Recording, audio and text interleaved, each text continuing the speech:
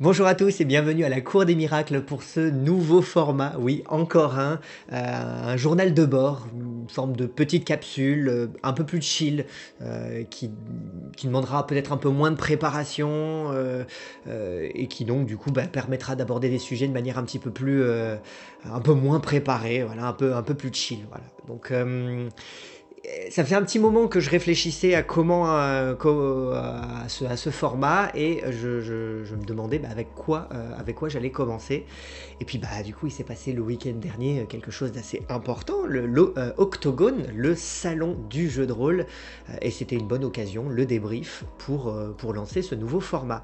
Donc, quoi dire d'Octogone, qui était donc la toute première, on va dire la première grosse sortie officielle de la chaîne La Cour des Miracles? Eh ben, c'était assez cool. Dans les grandes lignes, c'était vraiment un super événement et je vais rentrer un peu plus dans le détail de comment ça s'est passé. Donc première chose, on y était tous les 2 avec Bobby. Moi je suis à alors il a fallu du coup que je me lève à 4h30 du matin le vendredi, pour monter en train jusqu'à Paris puis redescendre jusqu'à Lyon. Je suis arrivé un petit peu avant, dans les alentours de midi. Le salon ouvrait à 14h, donc j'en ai profité pour faire une petite sieste à l'hôtel. Et puis Bobby, qui était censé arriver à peu près dans les mêmes eaux, lui, justement, son train de 6h à peu près, 5h, 6h du matin, a été annulé à cause des inondations, des intempéries sur la Côte d'Azur, et il n'a pu me rejoindre que vers 20h le soir avec un train à partir de 15h. Donc, il est arrivé après que la plupart des stands aient fermé le premier soir, puisque les stands sont ouverts en journée jusqu'à 19h, 19h, 19h30 à peu près. Même si le salon, lui, il était ouvert du vendredi 14h jusqu'au dimanche 18h non-stop. C'est-à-dire que les parties, elles pouvaient se jouer toute la nuit si on le souhaitait. Alors, nous, on n'est pas resté trop tard la nuit, mais on a fait quand même des belles journées, puisqu'on était en général là de 8 heures, entre 8h et 10h du matin et jusqu'à 23h, minuit, le soir. Donc ouais, on y a fait un. On en a vraiment profité à fond. Autre chose, on a sorti pour l'occasion les jolis t-shirts de la Cour des Miracles qui ont été faits pour cette occasion, donc aux couleurs de la chaîne. On a aussi une petite carte de visite, alors je sais pas si elle sera visible, si elle sera pas trop floue. Donc voilà, une jolie carte de visite recto et verso avec le QR code qui renvoie vers la chaîne YouTube. Tout ça évidemment on le doit à Oko, on la remercie encore. Gros bisous pour tous ces designs qui ont été appréciés, qui ont été salués. On a eu des gens, des illustrateurs de jeux de rôle, des graphistes qui nous ont dit, qui nous ont félicité pour notre très joli logo. Donc ça fait très plaisir. Quoi dire d'autre? Eh ben, en termes de ressenti, c'était assez dingue parce que, en général, le jeu de rôle, c'est un hobby assez privé qui se fait en petits groupes, éventuellement en association, mais c'est un loisir assez peu connu, peu compris, assez marginal finalement. Et là, de se retrouver dans un bâtiment immense sur 2 étages, avec des gens qui, pour la majorité, connaissaient ou à minima s'intéressaient aux jeux de rôle, voire étaient complètement tombés dedans, c'était assez saisissant de se tourner et de voir des rôlistes partout, des gens qui parlent que de ça, de voir des tables jusqu'à perte de vue, des dizaines, voire des centaines de tables sur lesquelles des gens jouent. C'était assez incroyable. Et ce, du matin quand on arrivait jusqu'au soir quand on partait, et donc on imagine aussi pendant une grande partie de la nuit, voire la totalité. C'était assez fou, ouais, de se retrouver au milieu de cette espèce de paradis du rôliste où il y avait des livres, des éditeurs, des illustrateurs, voilà, des jeux, des goodies, de partout, des tables. Enfin, c'était voilà, assez incroyable comme sensation. Et autre sensation cool qui nous a pas mal surprise, c'était le fait que on se pensait moins connu que ça.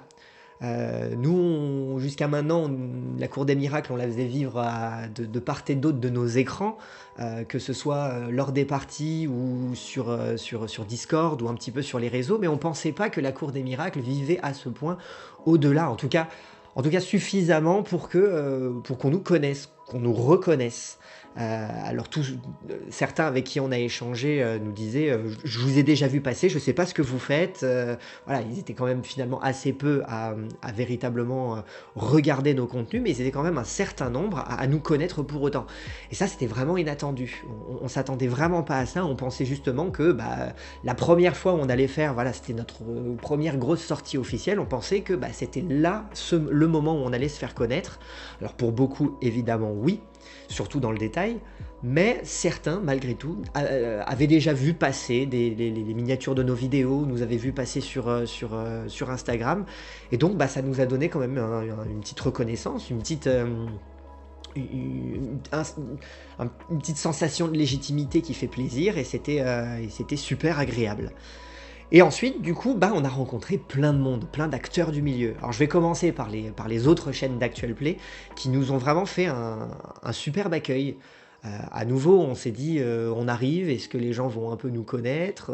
Est-ce qu'il va falloir jouer des coudes pour avoir le droit d'exister dans ce milieu?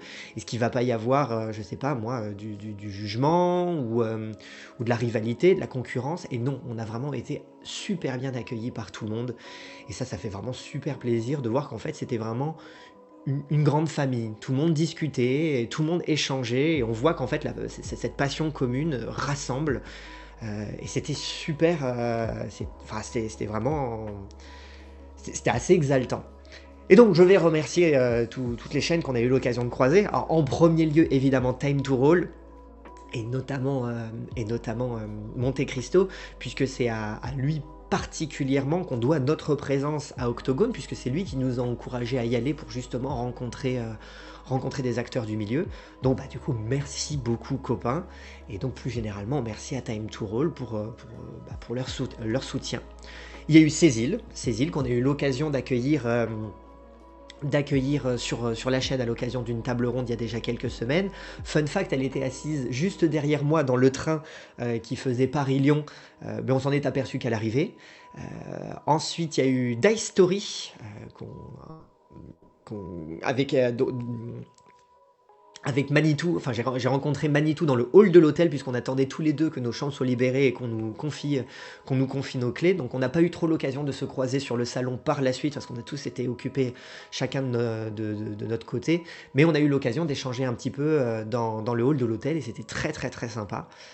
Ensuite, il y a eu Roll or Die, qui ont animé le forum où se tenaient les conférences. Donc eux, ils ont été très occupés, ils ont vraiment donné vie à une partie du salon, puisqu'ils ont voilà, animé toutes les rencontres, toutes les conférences, les jeux, enfin voilà, tout ça, et donc ils ont fait un travail assez incroyable sur le salon, au point que du coup, ça a été difficile de pouvoir les croiser, parce qu'entre nous, qui étions à courir dans tous les sens, comme des enfants à Disneyland, et eux qui étaient vraiment très très occupés, on n'a pas eu l'occasion d'échanger avec eux, ainsi qu'avec les autres en fait, autant qu'on l'aurait voulu, mais c'était cool de pouvoir les croiser.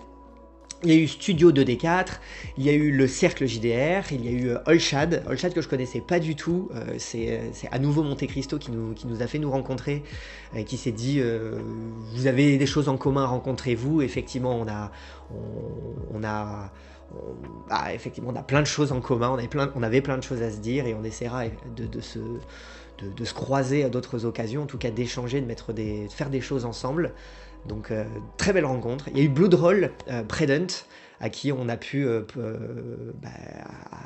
présenter un petit peu la campagne que l'on faisait de Vampire la Mascarade, puisque c'est une chaîne Bloodroll qui est spécialisée dans le World of Darkness. Et donc c'était cool de pouvoir rencontrer une référence du World of Darkness en Actual Play en France. Il y a eu Jeudi JDR, avec qui là on a échangé plutôt au sujet de Hogwarts, parce que eux ils ont mis en place le système, le jeu Tu es un sorcier, donc qui rentre aussi dans l'univers de Harry Potter. Donc même si on n'utilise pas les mêmes systèmes, on joue quand même un peu dans le même univers, donc c'était cool d'échanger sur le sujet. Il y a eu Dark Pampa qui tenait aussi son petit stand, que je remercie beaucoup parce que il a accepté qu'on laisse nos sacs et et nos vestes, parce qu'il faisait froid, assez froid dehors, mais très très chaud à l'intérieur, et puis on était un peu chargé, donc c'était cool de pouvoir avoir un point de chute puisqu'on n'avait pas de stand. Donc voilà, j'ai à peu près fait le tour de de toutes les actual plays, toutes les chaînes avec lesquelles on a pu vraiment, vraiment échanger. Tous vraiment adorables. Alors, on n'a pas eu l'occasion de rencontrer, enfin d'échanger avec les chaînes un petit peu plus, enfin, plus importantes comme Roll and Play, comme La Bonne Auberge, comme Fibre Tigre. Ils étaient occupés. Nous aussi, on courait dans tous les sens. Voilà, on pouvait pas voir tout le monde. On essaiera de se rattraper à l'avenir. Mais tout le monde était là, quoi. Et ensuite, on a rencontré plein d'autres acteurs du milieu, des éditeurs, des illustrateurs, des auteurs, enfin voilà, donc il y a plein d'acteurs du milieu du JDR. Et donc, histoire de faire aussi un petit peu la liste, il y a eu OBA Édition, notamment avec Patrick, qui est à la fois éditeur et auteur du jeu Imperium, qui a improvisé une partie pour nous de ce jeu-là, pour nous et 3 autres joueurs croisés sur place. Parce que c'était pas prévu qu'il fasse jouer, mais il nous a fait l'honneur de nous faire jouer à Imperium 5, qui est un très joli jeu. Il y a eu Monolith Board Games, il y a eu les éditions Léa, il y a eu les 12 singes, on a pu recroiser Tony, auteur du jeu Magna, que j'avais eu l'occasion de rencontrer puisqu'il m'avait déjà fait jouer à ce jeu il y a déjà quelques mois. Donc là, c'était un plaisir de pouvoir échanger avec lui en vrai. Il a été très occupé parce qu'il a fait jouer tout le week-end du lever au coucher, il était épuisé, il avait plus de voix à la fin. Mais c'était cool de pouvoir le croiser, ainsi que toute l'équipe des 12 singes. Il y a eu Ikaya, il y a eu les studios Dead Crows, il y a eu le Dirty Clean Crew, il y a eu Acritarch qui lui aussi nous a fait jouer à un prototype de Sur les terres des hommes bêtes. Acritarch qui propose plein de petits jeux ou de petits outils pour l'écriture, pour la mise en place d'aventures.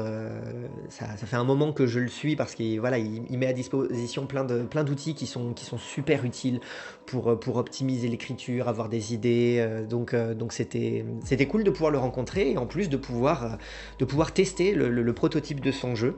C'était une bonne expérience.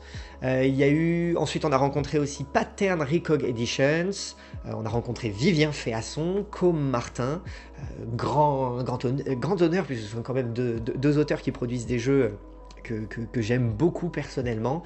Il y a eu Spirit Song, il y a eu Minimal Roleplay, petite plateforme, enfin... plateforme mais minimale, mais minimaliste, qui permet de jouer en jeu de rôle textuel, mais pas que. Que je connaissais un peu, mais pas aussi bien que ce que j'ai pu découvrir sur place. Et ils avaient effectivement plein de choses à dire. Ils développent plein de choses, donc n'hésitez pas à y jeter un œil.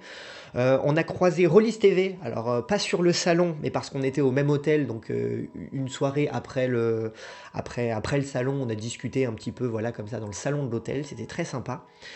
Et puis on a rencontré la Fédération Française de Jeux de Rôle, qui nous ont permis d'entrer en contact avec des acteurs du monde universitaire, médical, social, carcéral, qui utilisent le jeu de rôle dans leurs activités respectives. Et donc c'était cool de pouvoir voir à quel point le jeu de rôle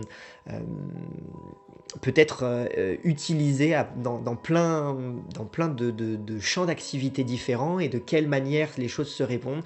On a eu des super échanges avec toutes ces personnes-là et c'était c'est une super rencontre. Merci Silvio à nouveau d'avoir permis ces échanges. Et Silvio qui à un moment est venu nous voir dans une allée pour nous dire: écoutez, j'ai 3 joueurs qui n'ont jamais fait de jeu de rôle, est-ce que vous voulez bien les initier là, maintenant, tout de suite? On était sur le départ, c'était le samedi soir, je crois, et on a improvisé une partie de Brancalonia. Il savait qu'on faisait du Brancalonia, il avait le jeu avec lui, donc il a dit: tiens, je vous donne des fiches perso, je vous donne l'écran de jeu, allez-y. On a déployé l'écran de jeu sur la table en disant: bon, ok, on va pas s'emmerder.